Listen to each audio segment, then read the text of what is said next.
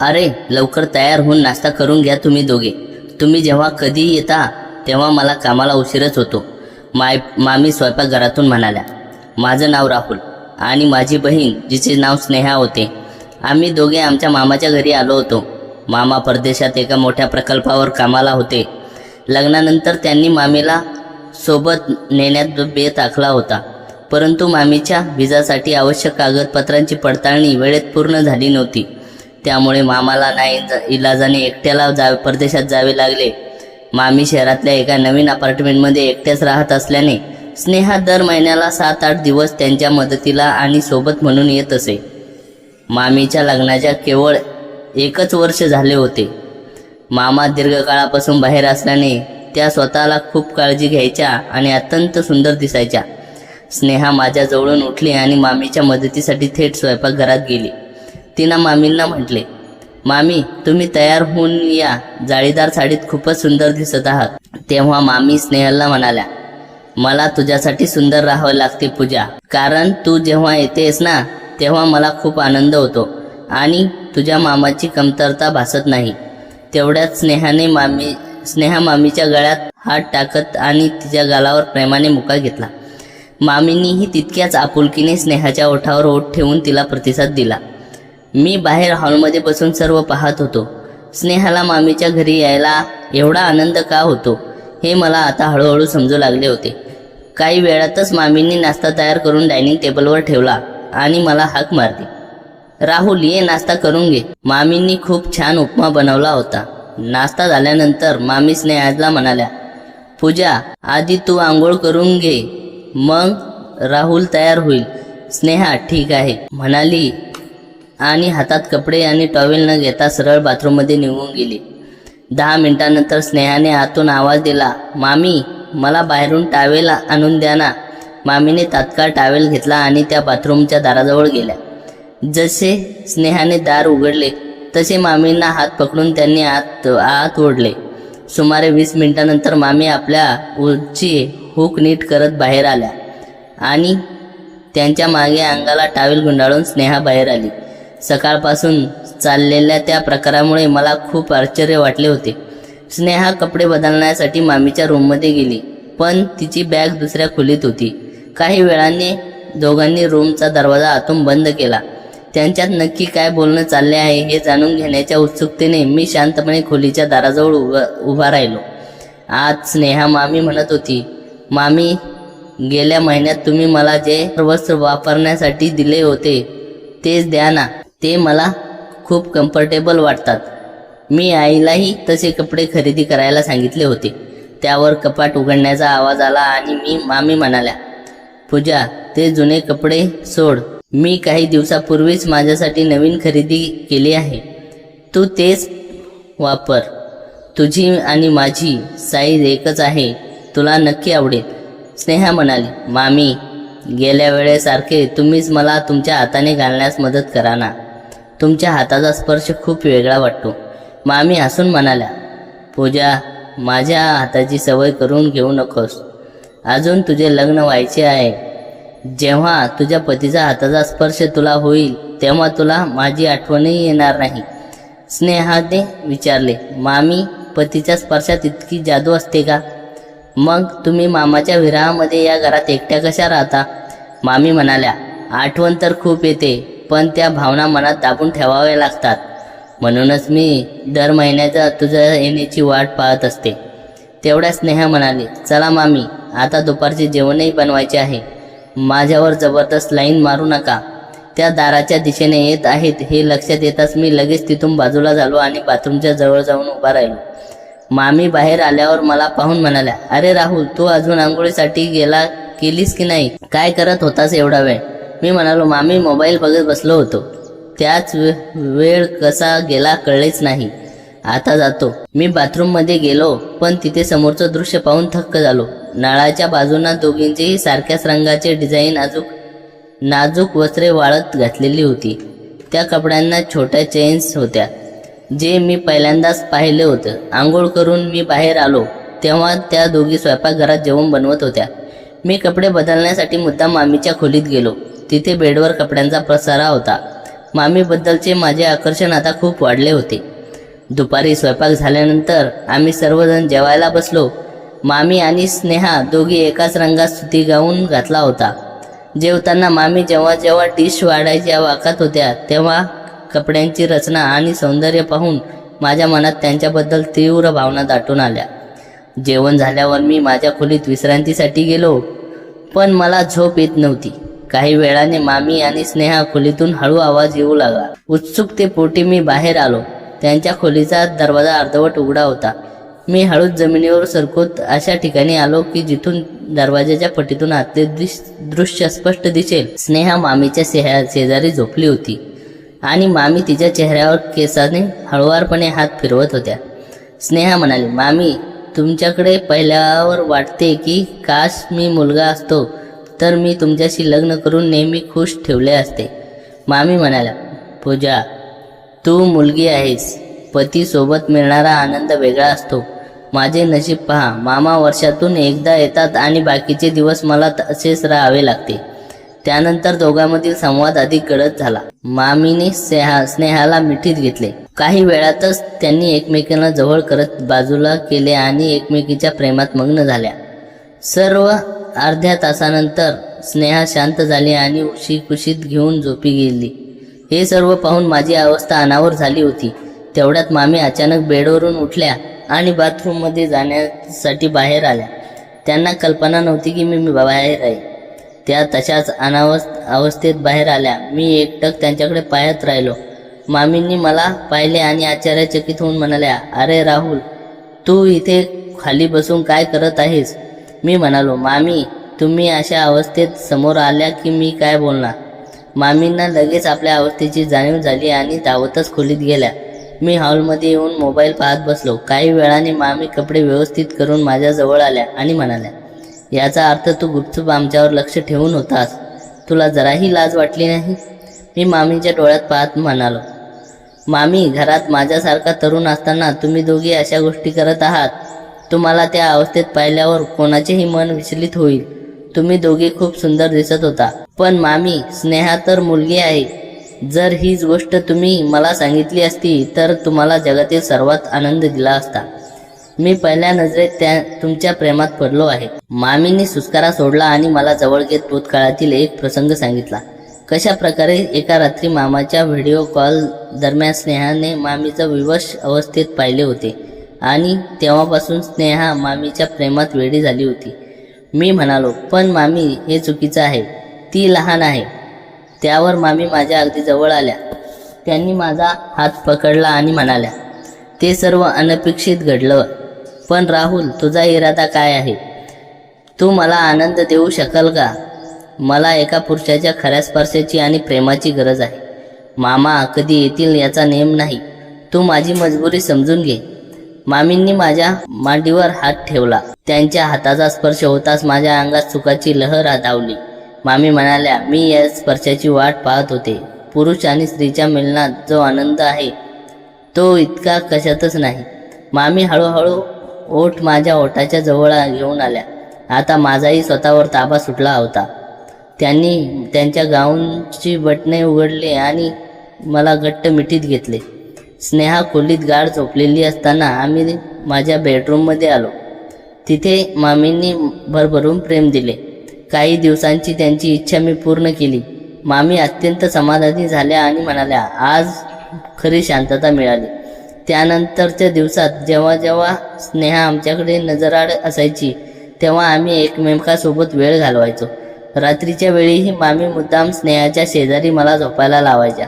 स्नेहा सुरुवातीचा म्हणायची, मामी, याला इथे झोपवले आहे, आपले गुपित उघड होईल. पण मामी मधाला मार्ग काढून आम्हा तिघांना एकत्र ठेवायच्या. अशा प्रकारे मामाची वाट पाहणारी मामी आता माझ्या प्रेमात पूर्णपणे वाहून गेली होती.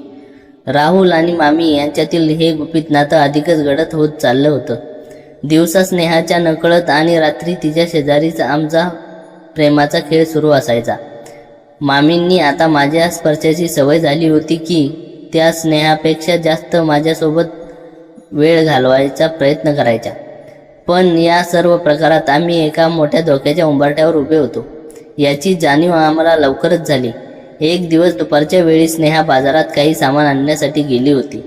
मी घरात आणि मामी दोघेच होतो. मामींनी नेहमीप्रमाणे हॉलचा मुख्य दरवाजा आतून बंद केला आणि त्या थेट माझ्या खोलीत आल्या. त्यांनी अत्यंत सुंदर अशी हलकी साडी नेसली होती. मला पाहताच त्यांनी मला घट्ट मिठी मारली. राहुल, जेव्हापासून तू माझ्या आयुष्यात आलास ना, मला खऱ्या आनंदाचा अर्थ समजला आहे. मामी माझ्या ओठावर हळुवारपणे ओठ टेकवले आणि म्हणाल्या. मीही त्याच्या कमरेभोवती हात वेढले आणि आम्हा दोघं पलंगावर एकत्र आलो. सुमारे पाऊण तास आम्ही एकमेकावर प्रेमात पूर्णपणे बुडून गेलो होतो. संपूर्ण घर आमच्या श्वासांनी आणि आनंदाच्या आवाजाने भरून गेले होते. पण नेमक्या याच वेळी आमचे नशीब एक वेगळीच कलाटणी घेणार होते. अचानक घराचा मुख्य दरवाजाची बेल वाजली. आम्ही दोघेही दचकून जागेवर खिळलो. अरे बापरे, पूजा इतक्या लवकर आली. मामी घाबरून त्यांनी घाईघाईने नीट केले आणि खोलीबाहेर धावल्या.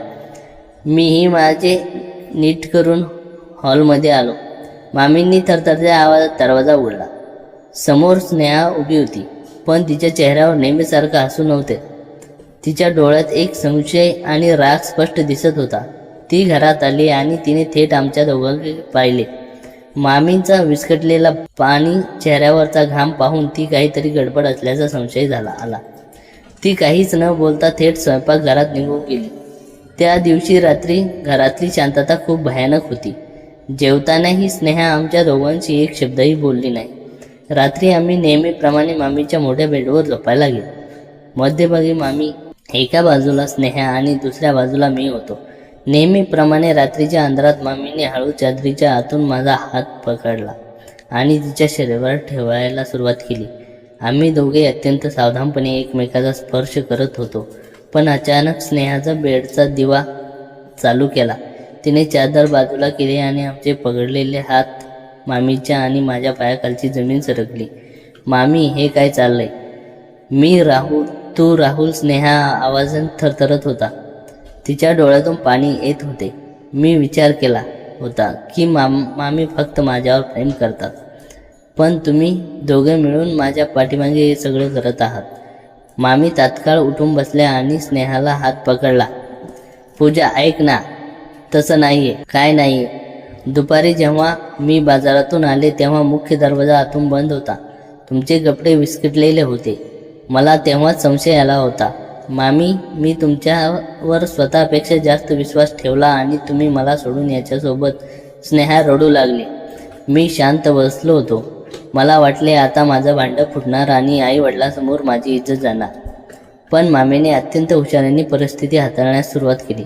मामीने स्नेहाला जवळ घेतले, तिचे अश्रू पुसले आणि म्हणाल्या, पूजा, वेडी आहेस का तू? मी तुला कधीच सोडू शकत नाही. पण तू स्वतः विचार कर. तू एक मुलगी आहेस आणि मीही एक स्त्री आहे. आपण दोघे एकमेकीच्या मानसिक शांतता होऊ देऊ शकत नाही. पण एका स्त्रीला एका खऱ्या सुखाची गरज असते. ते फक्त एक पुरुषच देऊ शकतो. राहुलने आपलाच आहे, तो बाहेरचा कोणी नाही. त्याने आपलेच गुपित कायम राखले आहे. स्नेहाने रडत रडत माझ्याकडे पाहिले. तिच्या मनात राग हळूहळू कमी होत होता आणि त्याची जागा एका वेगळ्या भावनेने घेतली होती. मामी पुढे म्हणाल्या, तुझ्या मामाचे काहीच नेम नाही. आपण तिघेही या घरात एकटे आहोत. जर आपण तिघांनी मिळून हे गुपित सांभाळले तर आपल्याच्या कोणाच्याच आयुष्यात प्रेमाची कमतरता राहणार नाही. राहुल तुलाही खुश ठेवेल आणि मलाही. स्नेहा काही वेळ विचार करत राहिली. मामीच्या शब्दांनी आणि तिच्या स्वतःच्या अपूर्ण इच्छांनी तिच्या मनातील नैतिकतेची भिंत तोडून टाकली. ती हळूच माझ्याजवळ आली. राहुल, तू खरोखरच मामीपेक्षा माझ्या जास्त सुख देतोस का? तिने अत्यंत नाजूक आवाजात विचारले. मी काहीच न बोलता स्नेहाला जवळ ओढले आणि तिच्या ओठावर माझे ओठ ठेवून दिले. पहिल्यांदाच मला माझ्या बहिणीच्या स्पर्शात एक वेगळीच भावना जाणवली. मामींनी सांगितल्याप्रमाणे आम्ही फक्त गुपित नाते जपत होतो. मामींनी हसून बेडचा लाईट बंद केला आणि त्याही आमच्या सामील झाल्या. त्या रात्री खोलीत कोणती मर्यादा उरली नव्हती. अडसर दूर झाला होता. एका बाजूला मामीचे परिपक्व सौंदर्य आणि दुसऱ्या बाजूला स्नेहाची नवखेली जादू. मी त्या दोघींचे मध्ये राहुल दोघांनाही तृप्त करत होतो. मामी आणि स्नेहा आता एकमेकींच्या ओठ चुंबन घेत होत्या आणि मी त्या दोघीवर आलटून पालटून प्रेम करत होतो. या घटनेनंतर आमच्या तिघांचे आयुष्य पूर्णपणे बदलून गेले होते. आता घरात कोणाचे संशय लपवाछिपी राहिली नव्हती. उलट आमचे नाते अधिकच मोकळे झाले होते. दिवसभर मामी आणि स्नेहा घरात एकाच रंगात त्या पातळ गाऊन वावरायच्या.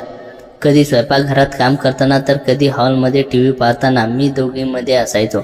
दोन स्त्रिया प्रेमाचा आणि स्पर्शाचा आनंद मला एकाच वेळी मिळत होता.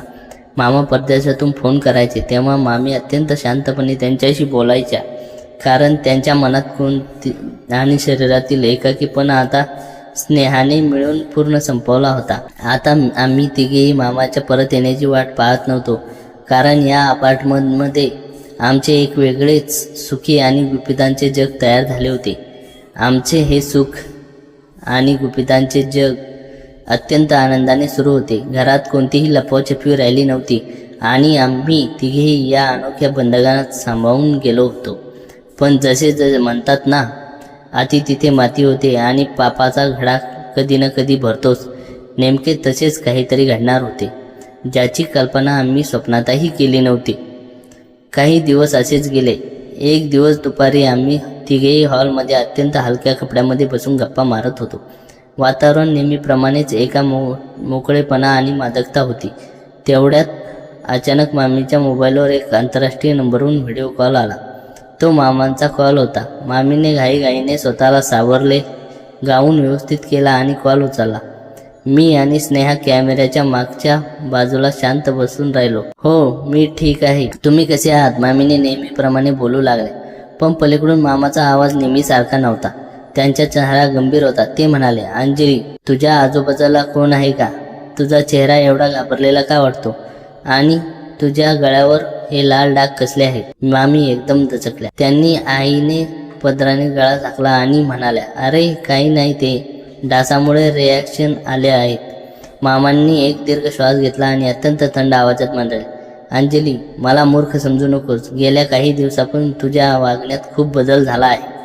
मी विचार करतो की व्हिसाचे डॉक्युमेंट व्हेरिफिकेशनसाठी मी स्वतःच काही दिवसासाठी भारतात यावे. हे ऐकताच आमच्या तिघांच्या अंगातून भीतीची लहर धावून आली. मामांनी कॉल ठेवला, पण घरात आता भयानक शांतता पसरली होती. दारावरची ती थाप, मामा खरोखर इतक्या लवकर येतील असं आम्हाला वाटलं नव्हतं. आम्हाला वाटले होते फक्त बोलत आहे. 2 दिवस निघून गेले. आम्ही पुन्हा आमच्या त्याच दिनक्रमेत व्यस्त झालो. तिसऱ्या दिवशी पाऊस पडत होता. दुपारी मी, मामी आणि स्नेहा खोलीत होतो. बाहेरच्या जगाचा विसर पडून आम्ही एकमेकाच्या बाहूमध्ये गुंतलो होतो. खोलीचा दरवाजा नेहमीप्रमाणे अर्धवट उघडा होता आणि आमचे बेडच्या खाली अस्ताव्यस्त पडले होते. अचानक घराचा मुख्य दरवाजावर जोरात थाप पडली. कुणीतरी बेल वाजवते नव्हते, तर दरवाजा तोडल्यासारखा आवाज येत होता. आम्ही तिघेही दचकून एकमेकांसमोर बाजूला झालो.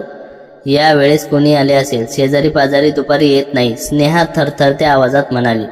मामीने घाईघाईने गाऊन अंगावर चढवला. त्यांचे हात पाय थरथरत होते. मीही कपडे परिधान केले. दारावर आवाज अधिकाधिक वाढत होता. मामा हॉलमध्ये गेल्या काही आणि दाराच्या लहान छिद्रातून बाहेर पाहिलं. बाहेर पाहताच मामीच्या तोंडून किंचाळी निघायची बाकी राहिली. त्यांचा चेहरा पांढरा फटक पडला. त्या मागे सरकल्या आणि माझ्याकडे पाहून अत्यंत घाबरलेल्या आवाजात म्हणाल्या, राहुल, बाहेर बाहेर बाहेर तुमचे मामा उभे आहेत. माझे आणि स्नेहाचे काळीज जणू जागेवरच थांबले. मामा ते तर परदेशात होते. त्यांनी कोणतीही पूर्वकल्पना न देता फ्लाईटचे तिकीट बुक करून थेट घर गाठले होते. आता काय करायचे? जर त्यांनी आपल्याला अवस्थेत पाहिले तर ते आपल्याला जिवंत सोडणार नाही. स्नेहा रडू लागली. शांत राहा दोघेही. राहुल, तू आणि पूजा लगेच दुसऱ्या खोलीत जा आणि तिथे लपून राहा. सगळे कपडे व्यवस्थित जागेवर ठेवा. मामींनी प्रसंगावधान राखून सांगितले. मी आणि स्नेहा धावत शेजारच्या खोलीत गेलो आणि बेडच्या खाली लपून राहिलो. मामींनी स्वतःचे केस नीट केले, चेहऱ्यावर घाम पुसला आणि थरथरत्या हाताने दरवाजा उघडला. अरे, तुम्ही इतके अचानक? मला सांगितलेही नाही, मामींनी खोटा हसण्याचा प्रयत्न करत विचारले. मामा आत आले.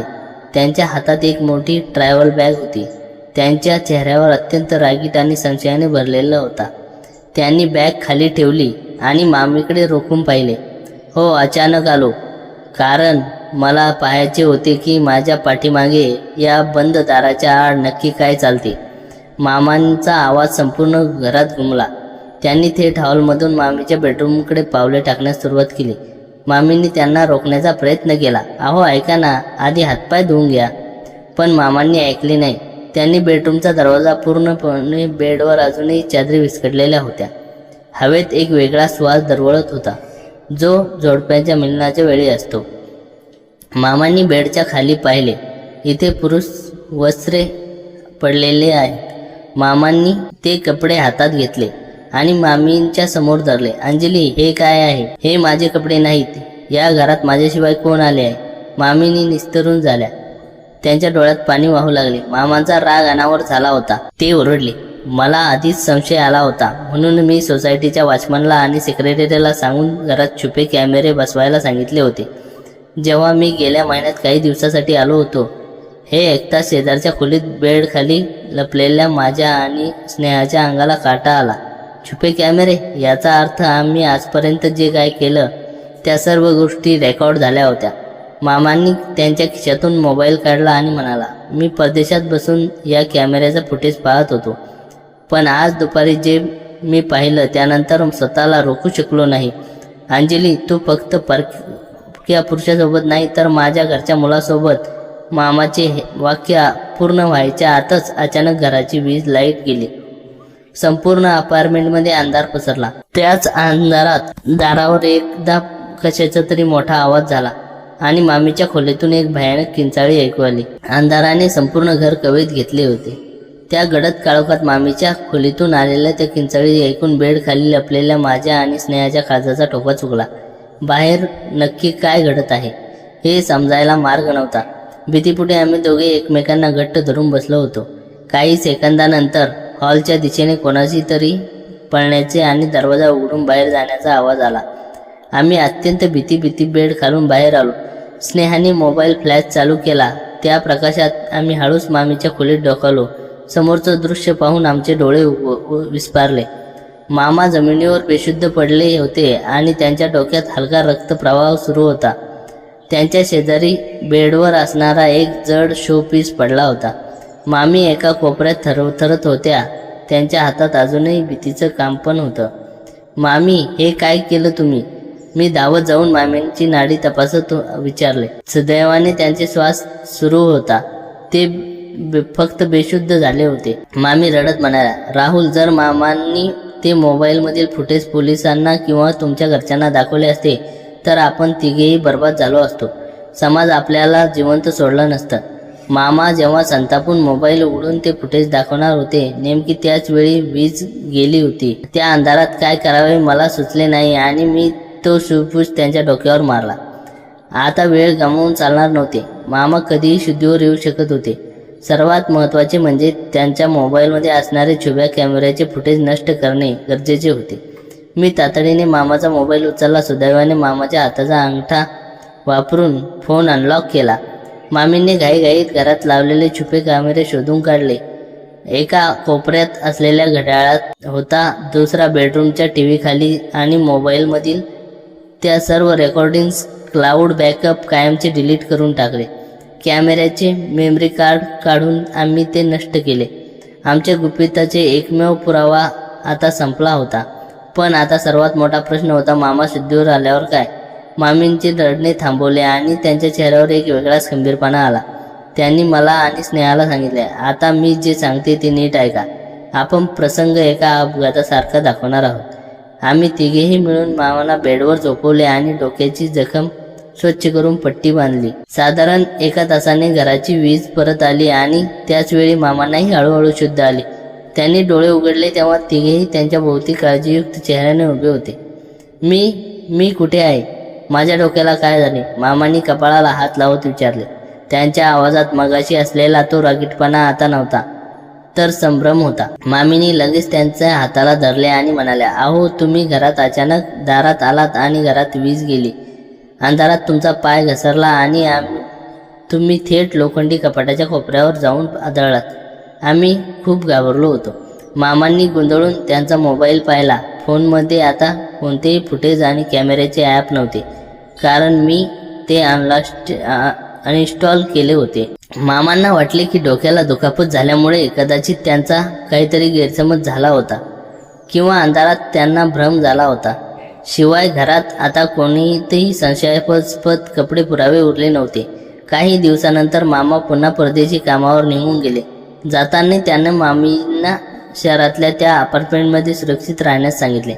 मामा गेले, पण मामाचे सगळे दागिदोरे कायमचे मिटून गेले.